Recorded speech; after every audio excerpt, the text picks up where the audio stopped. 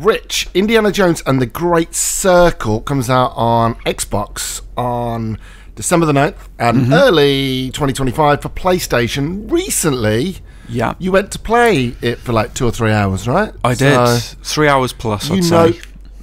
You know what we're going to get. I do. Well, I've done all this. Kind of what we... Yeah. Kind of what we should get. Yeah. Obviously, that can change from preview to, like, final product, but you've had a good vertical sample. Yes, I have. Yeah.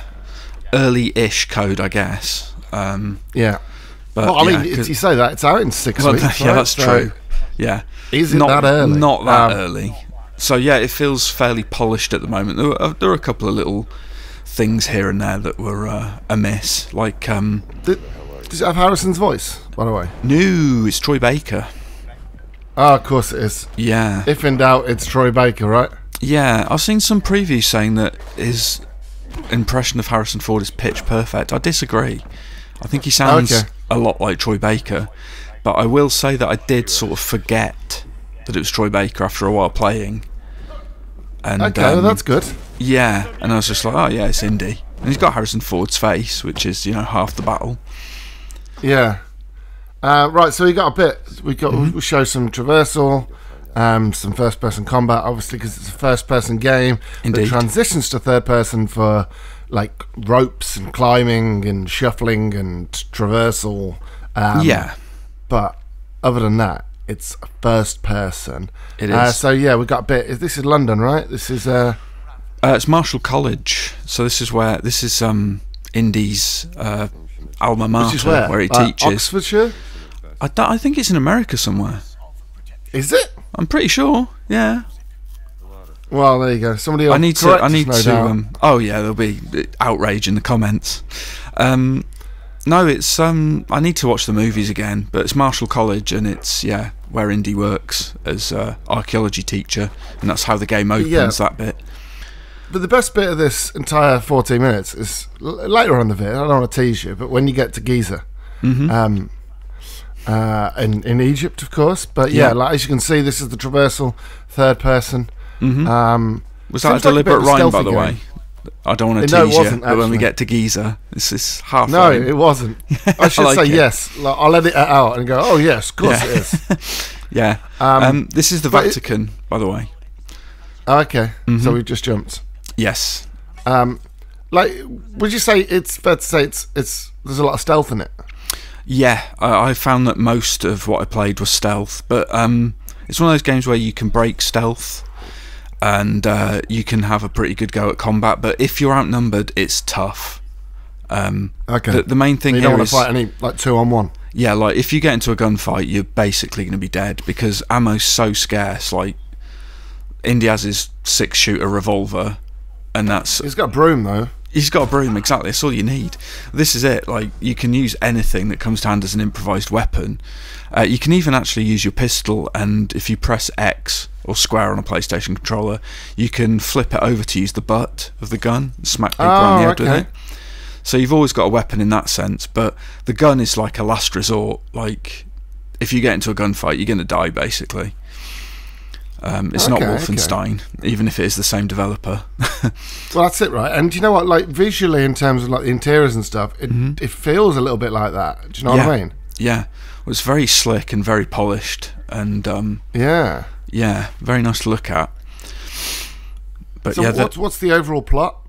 So, I didn't really get a sense about a great of that. circle. Well, yeah. It's basically, standard indie stuff where you go on a globe-trotting adventure searching for a MacGuffin, like an artifact, and it all starts with that Tony Todd character at the beginning. Tony Todd being Candyman from the original Candyman film, if you remember. That's not the character's name, right? No. He's the big guy you encounter in the museum at the beginning. That kind of ignites the journey. You follow him on this trail, and I think that leads you to the Great Circle, and the nature of what the Great Circle is, that's still a mystery as far as I'm concerned. So it's about discovering that and what that all means and why the Nazis want it. What is the Great Circle? Indeed. So where does this take place in the film? I wouldn't say a trilogy anymore. Is it 5 now, is it? There's 5 now, but yeah, it kind of ignores those last 2. So this is original trilogy indie. So this is the sweet spot. This is between the events of Raiders of the Lost Ark and The Last Crusade. Okay. Chronologically, Temple of Doom comes first in the timeline.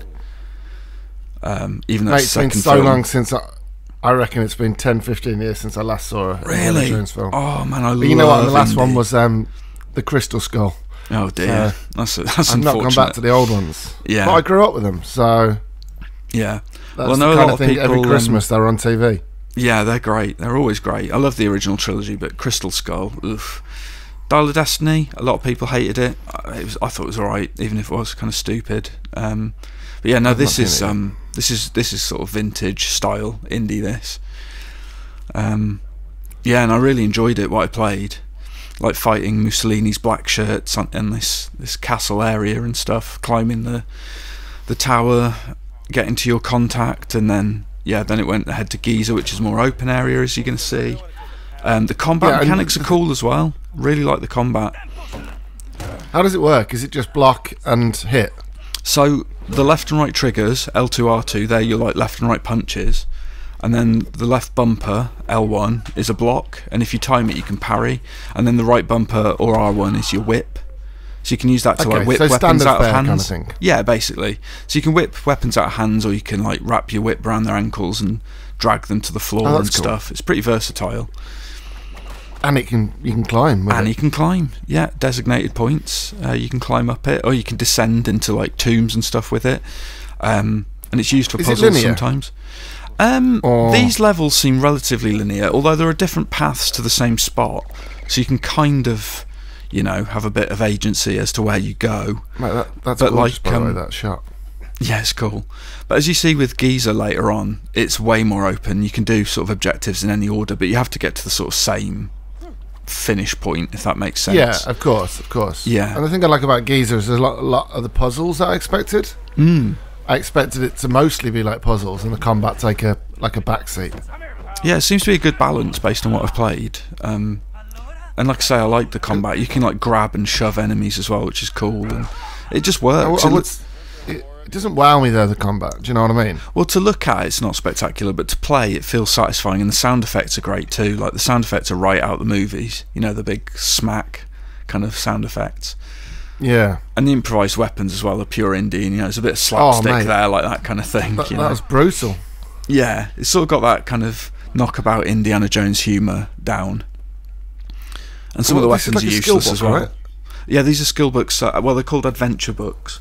So you, any collectible you find or any sort of side quest or whatever you complete, you get adventure points, and then you can use those to buy adventure books, which are then like permanent skills you have.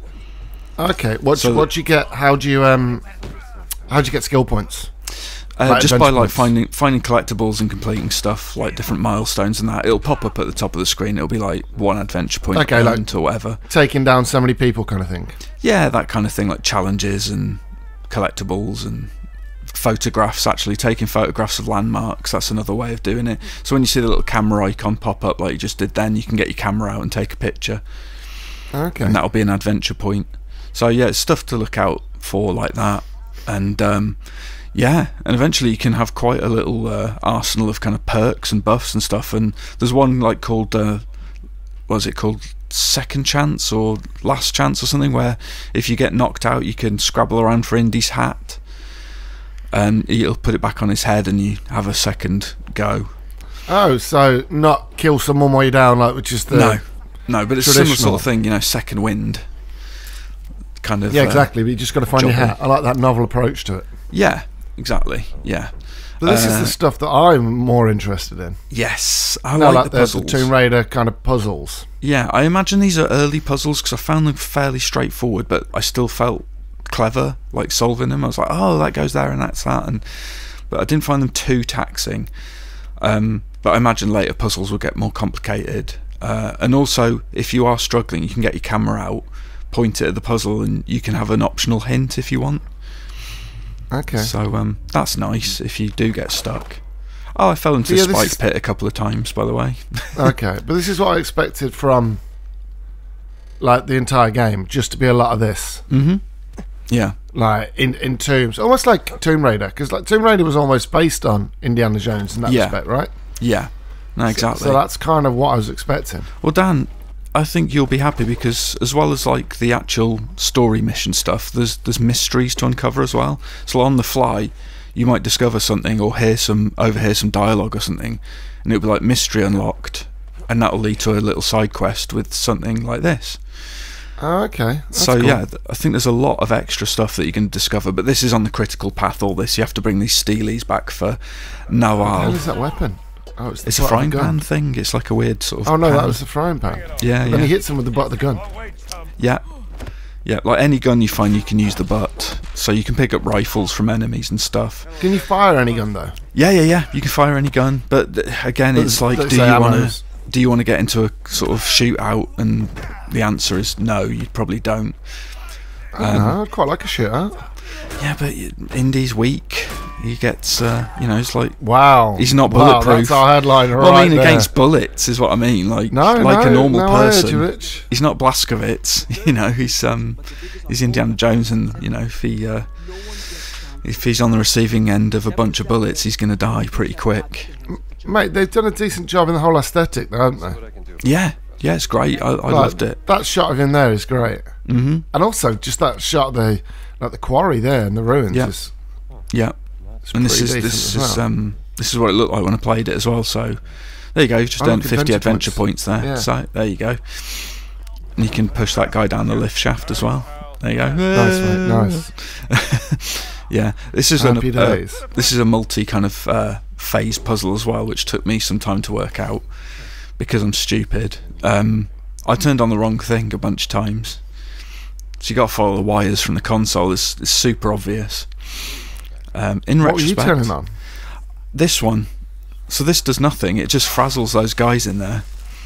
I'd say does nothing is a bit of an under. Does nothing to get that lift working. There's a red wire switch and another blue wire switch. You can swim as well. You can swim. Yeah, you can. Yeah, it's a lot of fun.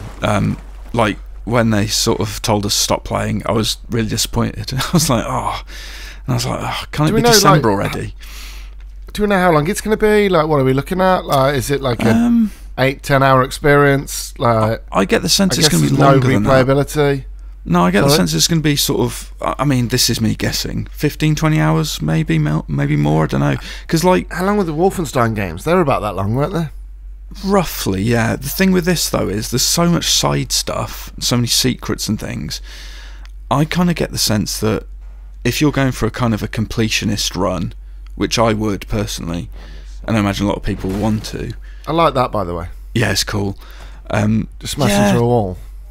I mean, because this hands-on was 3 hours. I doubt that's like half a game. No. So, yeah, I would have thought so. And it's kind of one of Microsoft's big games this year, isn't it? This is kind of their big AAA release this year. Yeah. Pre-Christmas, if you got Game Pass as well, you're well in. You got this to look forward to. Yeah. All right, also, Rich, Dan, you need to get hold of that lighter early on. Get that from the merchant in Giza. It's an indispensable tool. Is that just a tip right there? That's a top tip. About top tip. Yeah, for the people playing, get the lighter. Buy that from the merchant. All right, Rich. Just before we wrap up, general impressions, thoughts, concerns. No concerns. I mean, the whole thing was prefaced with, this is not a finished build. There might be a few bugs, and there were some little minor bugs, but nothing to be concerned about. There's still a few months for them to polish it, and as seems to be the case, a build always undergoes a bit more polish after a preview session. So, yeah, I'm looking forward to it, and it looks like a lot of fun. Perfect. That is Indiana Jones and the Great Circle. It's out in December on Xbox, early next year on PlayStation. Thanks for watching, folks. Don't forget to like, comment, and subscribe, and we'll see you next time. Cheers, folks. Goodbye. Bye.